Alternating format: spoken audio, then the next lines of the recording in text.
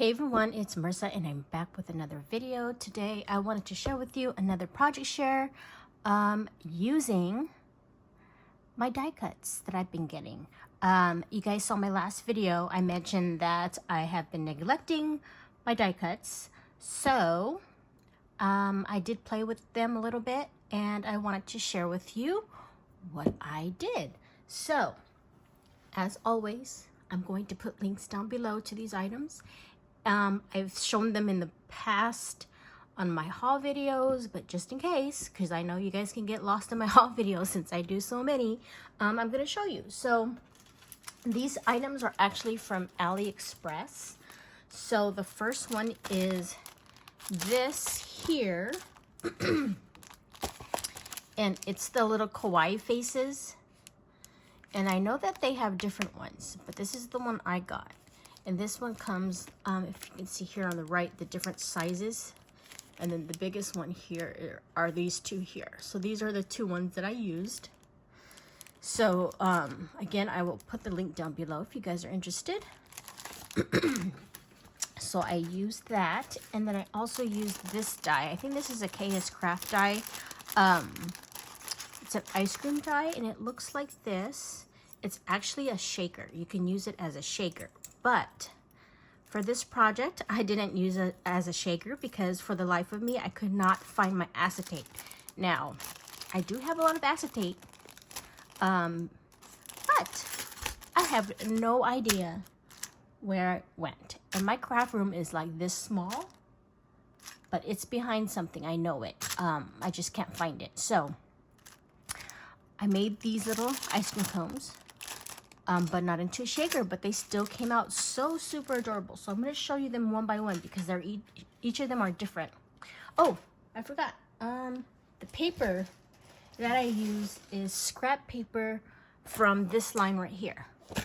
This is the Kawaii Dream by Recollections, and I purchased this at Michael's a while ago. So I haven't seen it since because this was like from last year. So I used scrap paper from this because I did some projects with it.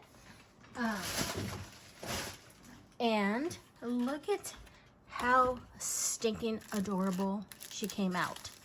So even though a lot of these newer dies come in shaker form, you don't have to use them in shaker form. And for those who don't know how to use or make these dies in shaker form, you can just use it regular. You don't need to make it a shaker. So isn't she so super cute?